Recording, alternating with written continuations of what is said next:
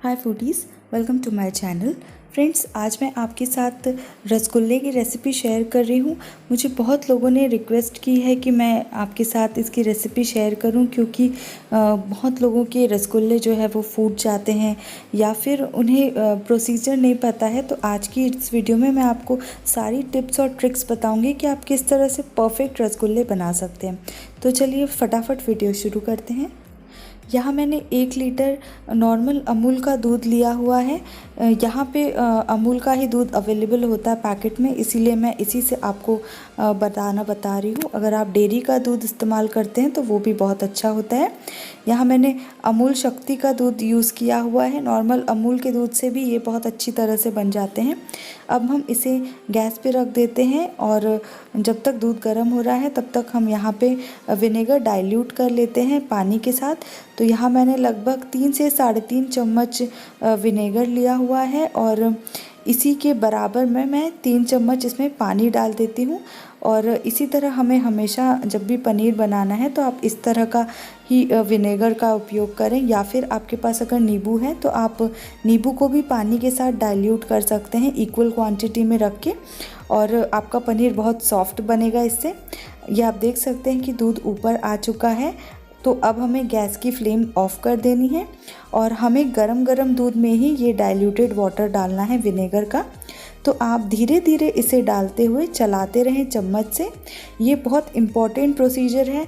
बहुत लोग इकट्ठा डाल देते हैं विनेगर और बिना पानी के डाल देते हैं डाइल्यूट किए बिना, उससे पनीर बहुत हार्ड हो जाता है और इसीलिए आपके जो रसगुल्ले हैं वो भी प्रॉपर फूलते नहीं हैं और हार्ड बन जाते हैं। तो आप इस बात का बहुत ध्यान रखें, जब भी आप पनीर बना रहे हों तो आप इस तरह से धीरे धीरे डाइल्यूटेड वाटर डालते हुए ही अपना पनीर फाड़ें दूध में डाल के। इकट्ठा मत डालिए पूरा। ये आप देख सकते हैं मैं एक एक चम्मच थोड़ा थोड़ा डाल रही हूँ और इसे कंटिन्यूअसली चलाती जा रही हूँ। बिल्कुल भी रुकना नहीं है आपको, और आपका दूध बिल्कुल भी ठंडा नहीं होना चाहिए। आपने बहुत जगह देखा होगा कि बोलते हैं कि दूध थोड़ा सा ठंडा हो जाए उसके बाद आप इसमें डालिए विनेगर, लेकिन ऐसा नहीं है। जब तक दूध गर्म होगा तभी आपको डालना है विनेगर। ठंडा हो जाएगा दूध तो आपका पनीर नहीं बनेगा और दूध भी वेस्ट हो जाएगा। तो ये आप देख सकते हैं कि क्रम्बल्स आने लगे हैं हमारे पनीर में धीरे धीरे, और ये हमारा पनीर बहुत अच्छा प्रिपेयर हो चुका है। आप देख सकते हैं बहुत अच्छा सॉफ्ट पनीर है हमारा बना। अब हमें इसे स्ट्रेन कर लेना है।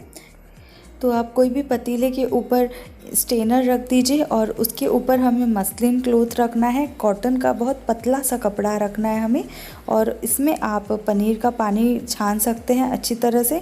और इस पानी से आप सूप भी बना सकते हैं, ग्रेवी में भी यूज़ कर सकते हैं इस पानी को, और रोटियों के लिए आटा भी आप इसी पानी से गूंथ सकते हैं। ये पानी बहुत न्यूट्रिशियस होता है, इसीलिए इसे फेंके बिल्कुल ना।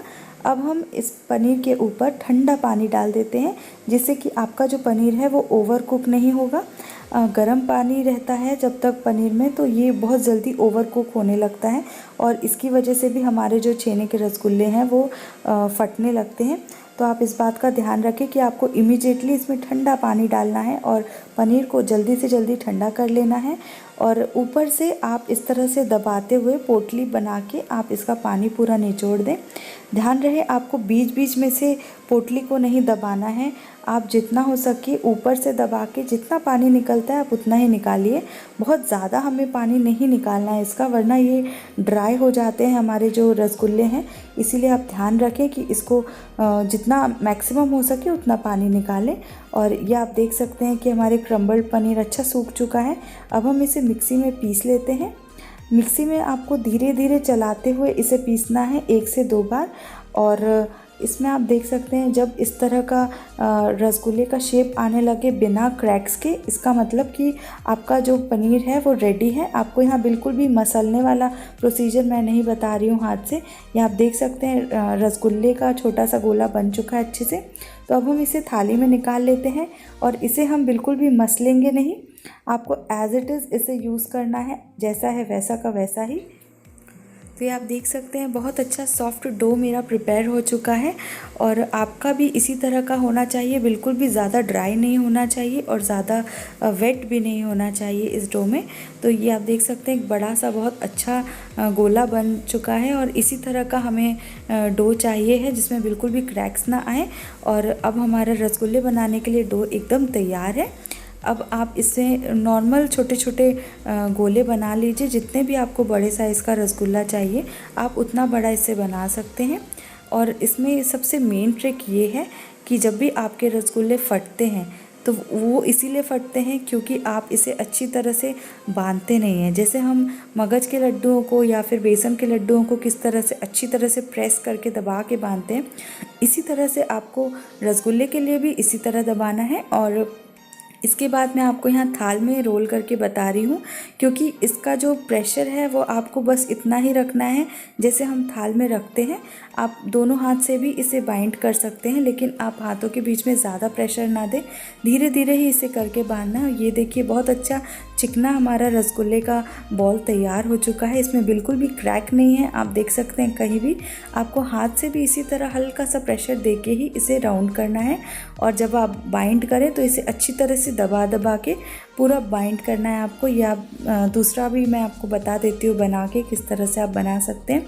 इसमें थोड़ा सा टाइम लगता है लेकिन आपके जो रसगुल्ले हैं वो बहुत अच्छे स्पॉन्जी और परफेक्ट बनेंगे, बिल्कुल भी क्रैक्स नहीं आएंगे, फटेंगे नहीं आपके रसगुल्ले। आप इसी प्रोसीजर से बनाएं। ये आप देख सकते हैं जहाँ जहाँ क्रैक है मैं वहाँ अच्छी तरह से गोल गोल घुमा के इसे दबा रही हूँ और इसके बाद मैं इसे राउंड करूँगी। जब तक आपके क्रैक्स हटते नहीं हैं आपको इसी तरह से दबाते रहना है अच्छी तरह से। ये एक मेन पॉइंट है और इसी की वजह से बहुत लोगों के रसगुल्ले जो है वो फूट जाते हैं क्योंकि आप आप जल्दबाजी करते होंगे रसगुल्ले बाइंड करने में, जल्दी जल्दी आप बना लेते होंगे बॉल्स। ये आप देख सकते हैं कितना परफेक्ट रसगुल्ला बना है, बिल्कुल भी कहीं भी क्रैक्स नहीं है। तो ये मैंने सारे रसगुल्ले तैयार कर लिए हैं, लगभग 11 रसगुल्ले बने हैं। अब मैं एक पैन में शक्कर और पानी का सिरप बना लेती हूँ। यहाँ मैंने 2 कटोरी शक्कर ली है, लगभग 150 से 200 ग्राम शक्कर होगी ये। और इसमें मैं 5 कटोरी पानी डाल रही हूँ। इसी तरह का आपको रेशो रखना है। 2 कटोरी अगर आप 2 लीटर दूध बना रहे हैं, छेना बना रहे हैं 2 लीटर दूध का, तो आप उसमें बड़ी कटोरी भी यूज़ कर सकते हैं चीनी के लिए। और इसी मेजरमेंट से आपको पानी भी यूज़ करना है, सेम कटोरी से ही। तो 2 कटोरी चीनी में मैं 5 कटोरी पानी डाल रही हूँ और इसे मैंने गैस पे रख दिया है। जब ये अच्छी तरह से बॉईल हो जाए तो आपको एक एक करके इसमें सारे रसगुल्ले के बॉल्स डालने हैं। आप इकट्ठा सारे मत डालिए वरना टेम्परेचर पानी का जो है वो डाउन हो जाएगा। तो आप एक एक करके धीरे धीरे सारे रसगुल्ले इसमें डाल दीजिए और इमीडिएटली जैसे आप सारे रसगुल्ले डाल देते हैं इसे आप ढक के रख दीजिए। आपको कुकर में सीटी लगाने की भी ज़रूरत नहीं है। यहाँ मैं नॉर्मल जो चाय का पतीला होता है उसमें मैं बता रही हूँ। यहाँ मैंने फुल पे गैस रखा हुआ है और ये आप देख सकते हैं 10 मिनट के लिए मैंने इसे रख दिया था। 10 मिनट बाद अब मैं इसे चम्मच से इस तरह से प्रेस कर रही हूँ धीरे धीरे। और प्रेस करने का मतलब यही है कि आपको रसगुल्ले पलटने हैं, जो ऊपर से पके नहीं हैं तो हमें इसको चम्मच से दबा के पलटाना है। और ये 5 मिनट बाद मैं आपको और दिखा रही हूँ। ये देखिए हमारे रसगुल्ले बनकर रेडी हो चुके हैं और इसे मैं अच्छी तरह से चम्मच से प्रेस करके आपको दिखा रही हूँ। हर तरह से ये हो चुका है। अब हम जो है गैस की फ्लेम बंद कर देंगे और इसे 10 मिनट तक कम से कम आप ढक के रखने दें। तो टोटल हमें 15 मिनट लगे हैं रसगुल्ले बनने में और 15 मिनट ढकने के बाद ये आप देख सकते हैं गर्म ही है। अब मैं इसमें नींबू का रस डाल रही हूँ जिससे कि हमारा जो सिरप है इसमें क्रिस्टल्स ना आए। और इसमें मैं रोज़ वाटर भी डाल रही हूँ, इससे अच्छा फ्लेवर आता है रसगुल्लों में, तो इसीलिए मैं थोड़ा सा ये यूज़ करती हूँ। ये ऑप्शनल है, आप नहीं भी कर सकते हैं। और अब आप इसे थोड़ा सा मिला के ठंडा होने के लिए रख दें क्योंकि ये अभी भी गर्म है।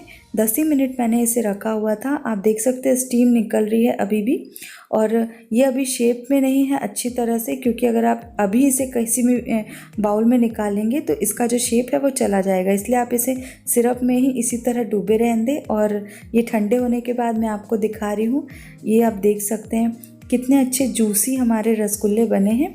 और आप इसे फिर से अगर सिरप में डालेंगे तो ये वापस सारा एब्जॉर्व कर लेंगे सिरप। मैं आपको फिर से निचोड़ के दिखा रही हूँ। ये आप देख सकते हैं एकदम मार्केट स्टाइल बना है और बिल्कुल भी फ्लैट नहीं है, बहुत अच्छे राउंड बने हैं और इसमें स्पंज भी बहुत अच्छा आया है, एकदम मार्केट जैसा। खाने में भी ये बहुत टेस्टी है। इसमें मैंने ना मैदा मिलाया है ना अरारोट मिलाया है, एकदम प्योर छेने के रसगुल्ले हैं। इसे बनाने के लिए आपको बस कुछ चीज़ों का ही ध्यान रखना है, जैसे कि आपका जो पनीर है वो सॉफ्ट होना चाहिए और आपका पनीर जो है ज़्यादा ड्राई नहीं होना चाहिए।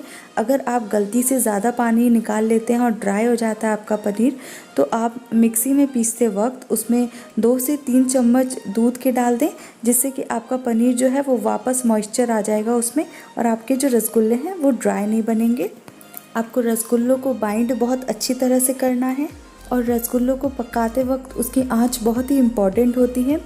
तो आप अगर पतले तले का कोई भी पतीला ले रहे हैं तो आप फुल फ्लेम की जगह फ्लेम को आप मीडियम रखें। वहीं अगर आप किसी मोटे तले के पैन या कढ़ाई में बना रहे हैं तो आप ध्यान रहे कि उसकी जो आंच है वो आप फुल पे रखें, जिससे कि अच्छी तरह से हीट लग सके आपके रसगुल्लों में और वो बहुत अच्छी तरह से बॉईल हो सके। रसगुल्ले बनाने के लिए आप किसी भी गहरे बर्तन का प्रयोग करें, जैसे कि कुकर या फिर गंजी।